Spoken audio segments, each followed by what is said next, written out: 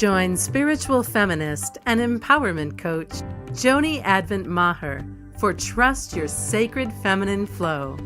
Listen in for intimate conversations about money, transformation, and feminine sovereignty. And now, your host, Joni Advent Maher. Welcome to Trust Your Sacred Feminine Flow. I'm your host, Joni Advent Maher. I'm a mystic, spiritual midwife, and transformational guide.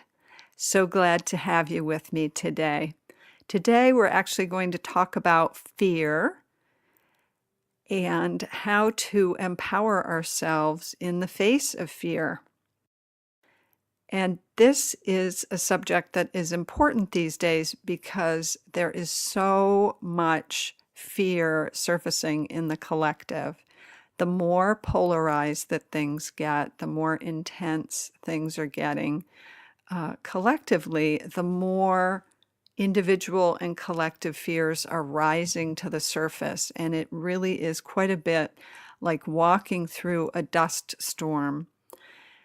And it does take some effort and some energy to stay clear and pointed and grounded in the deepest truth, both for yourself and within the larger whole. So I want to tell you a story. And this is a story about the power of fear. So you may or may not know this about me, but one of my traits is I do tend to dive in and then learn to swim. As an intuitive who did not have a great deal of support growing up, it worked for me. Oftentimes, I could dive in and figure things out along the way. Particularly as a young woman, this was my approach to life. And while I still will get drawn by my curiosity or my passion or sense of adventure into things, I more and more see the value of both research and learning things before you jump into the water. But this story took place before I acquired that wisdom. So a number of years ago, my husband and I had an adventure with a friend to go snowmobiling up in the Sierra Nevada mountains. Gorgeous, gorgeous, gorgeous snow-covered mountains with these beautiful alpine trees and sun coming through the forest. So I went with my husband, our dear friend, and probably half a dozen other men. And did I know how to snowmobile? No, I did not. Did that stop me? No, it did not. It seemed easy enough, and they assumed that I could do it, so sure, what the heck, give it a try.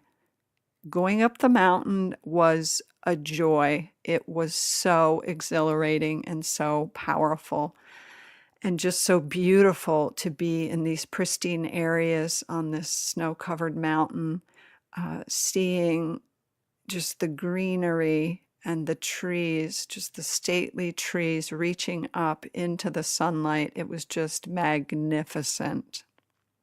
We made it all the way to the top of the mountain, and I could see for miles. It was glorious, and I felt so high and so invigorated, and it was fantastic.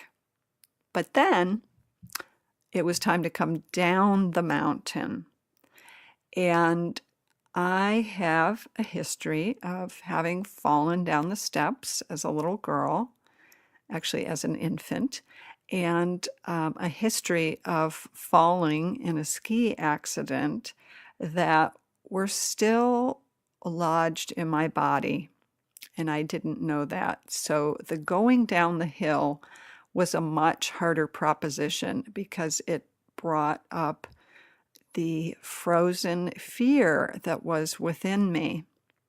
And we'll just suffice it to say that I had a few close calls with some trees. I did not seriously injure myself, but it was the antithesis of the ride up the mountain. It was a very fear-filled experience.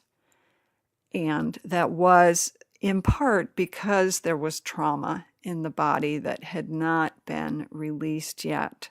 That is not what my story is about. This just leads up to my story. So my story is about the next time I went snowmobiling, which was a few years later, and I still had not dealt with the latent trauma in my body. But this time, rather than going up the steep, steep mountain, we chose a more gentle and gradual path. I was out with my husband and our friend, his wife, and his two little girls, who were at the time, I think, 7 and 9, and were snowmobiling circles literally around me. So, one of the lessons I received on this next snowmobiling adventure from Curtis, our friend, was that if you see yourself heading towards a tree, I want you to roll off. I want you to jump off. Of course, take your foot off the gas and jump off.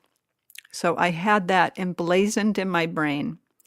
So the experience I want to share with you is about being in this wide open, expansive, gorgeous field, cruising down the path with my husband, my friends, their kids, huge expanse of white with the sun shining down and literally one tree in the field, one tree. And guess what? Guess what happened? Yes, I headed straight for the tree. I was literally incapable of stopping myself from heading directly towards the tree. My fear had hijacked my brain, my body, my being, and despite, I don't know, yards and yards and yards of a wide, expansive, snow-covered field, the thing that I could not avoid was the tree. Now, I will say to my credit that I did manage to jump off and roll in the snow before actually hitting it. But the point of all this is that my fear had gotten so a hold of me that despite the fact that there was ample space and opportunity for me to flourish and thrive, my fear brought me straight to the danger. It brought me straight to the very thing I was afraid of. And how often is that the case in our lives? Like, how often is the power of fear that is gripping us, guiding us straight to the very thing that we are wanting to avoid? I would dare say it's happening more often than we think. So I can't share this story and talk about fear without going into the aspect of trauma and fear and how they are coupled together and how old traumas do get lodged in the body, in the nervous system, and that unless we do the healing work to uncouple that, they will be dominating and driving our responses to life. And so I do encourage you, if you know there are places where there is old fear operating within you that is rooted in trauma, that you get support for that, that you get support in addressing it, because it is essential to freeing yourself. Because here's the thing.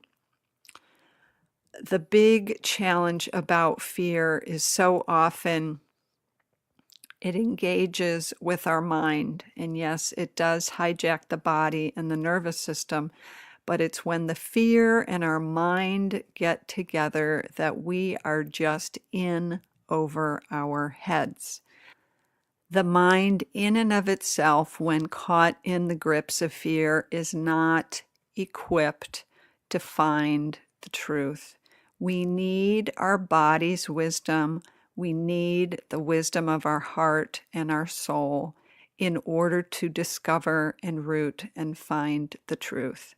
And the thing is that 9 times out of 10, probably more than that, 99 times out of 100, fear is not telling you the truth.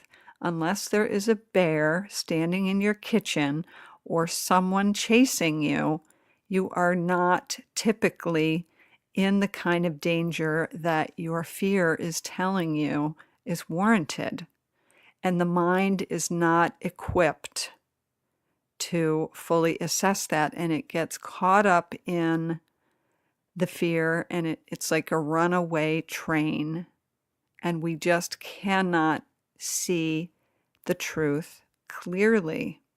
And the sensual body in particular. So what I mean by that is engaging the power of the breath, engaging the power of the senses.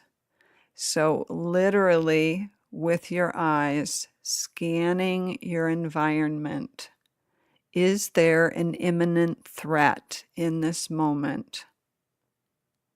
Letting yourself experience gravity in your body, so feeling the support of the earth beneath you, feeling the boundary of your skin, literally making contact with your body, with your skin, whether it's with gentle pats, patting the body, or firm caresses. It can help settle the nervous system and help you begin to assess the truth more clearly.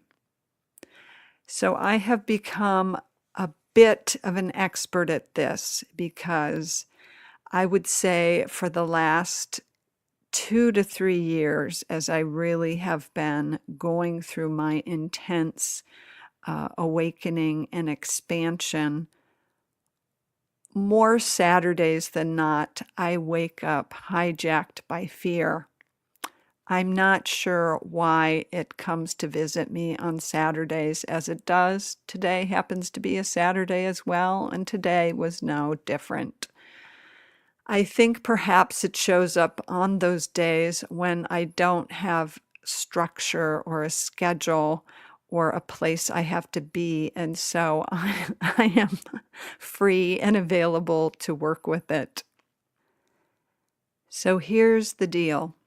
As we endeavor to live more authentically, as we endeavor to be more empowered and to stand in our sovereignty, to take up more space, to dream bigger dreams, to create more powerfully, to take leadership in our own lives and be a leader among our communities and families, guess what?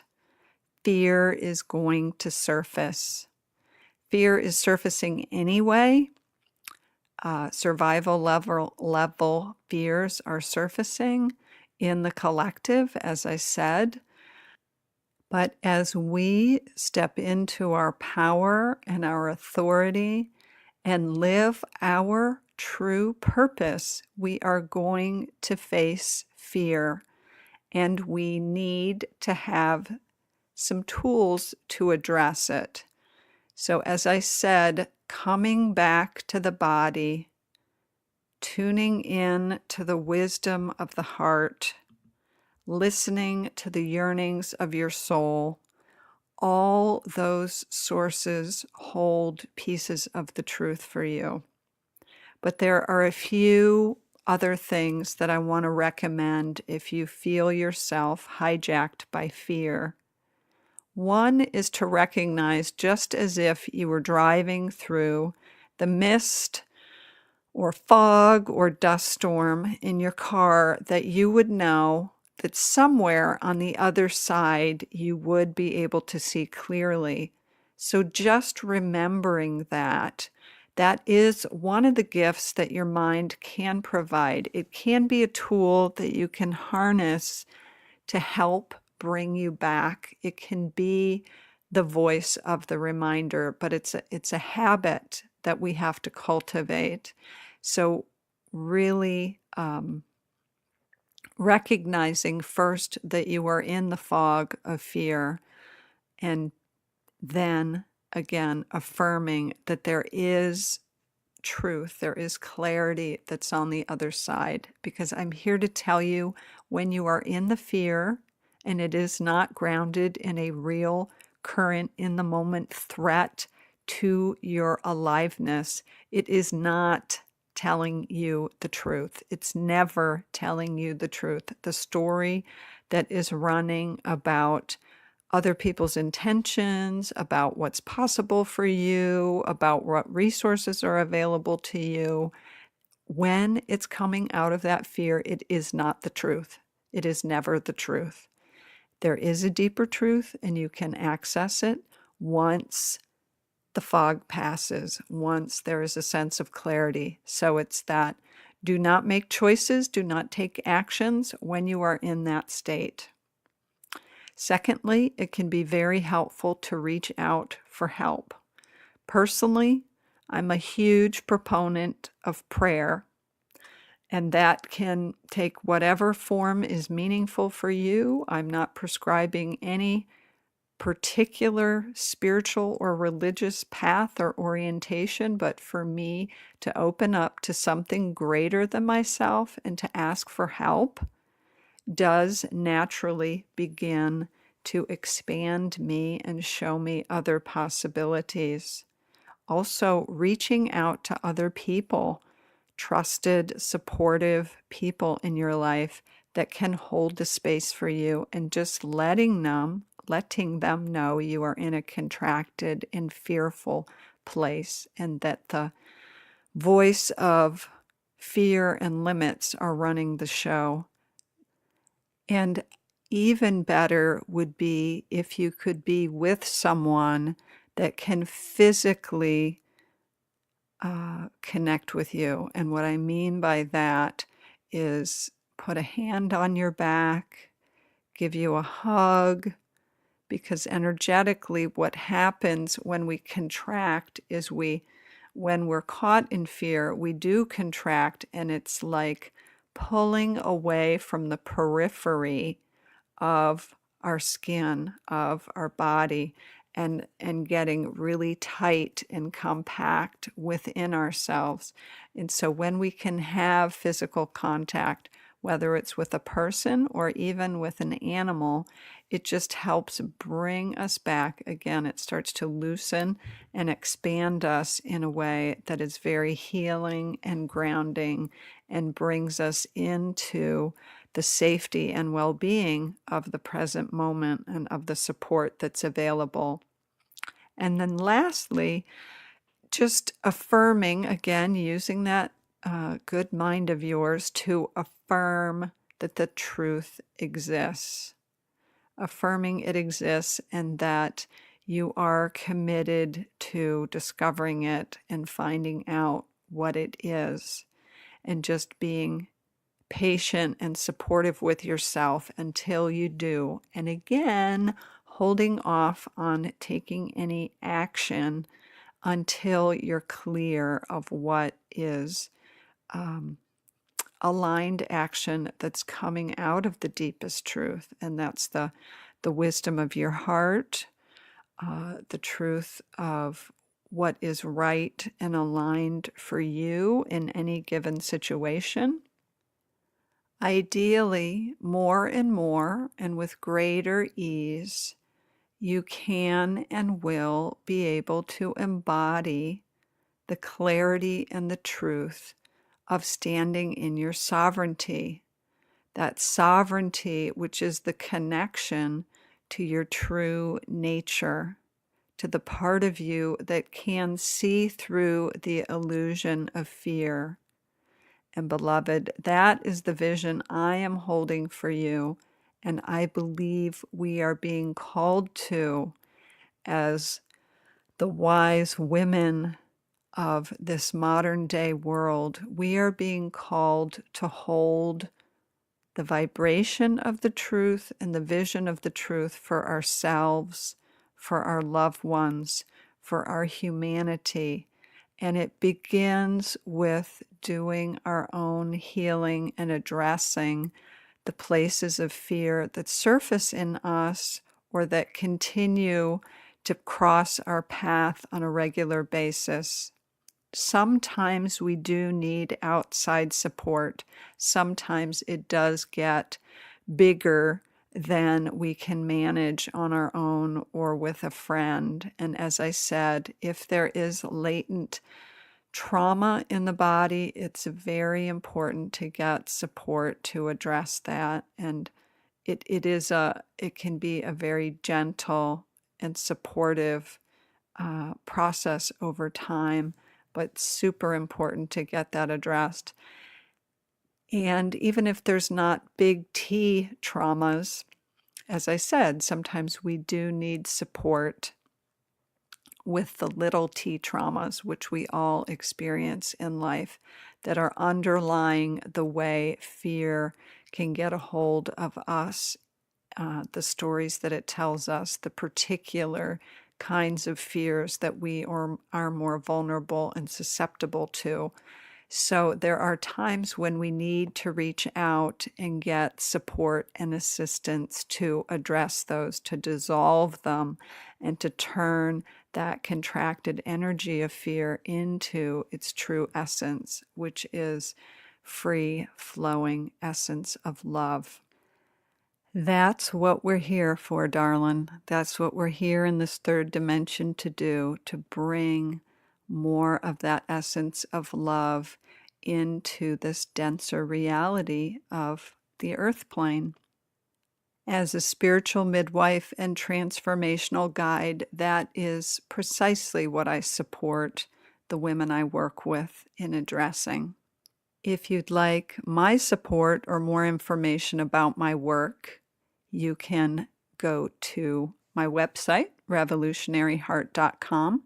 And as we bring things to a close for today, would love to share my free gift to you, Standing in Your Sovereignty, which is really, really about remembering who you truly are beyond what fear would tell you, and remembering what it is you deeply know and acting on what you genuinely need in your life. It's about bringing that true essence of who you are and all your wisdom and grounding it here in your life. You can access that either at the website or at standinginyoursovereignty.com. So, beloved, until we meet again, I want to remind you, always trust what your heart knows. Thanks for listening to Trust Your Sacred Feminine Flow with Joni Advent Maher. If you like what you heard, the best compliment you can give us is to share our podcast with a friend and subscribe, rate, and review our podcast at iTunes.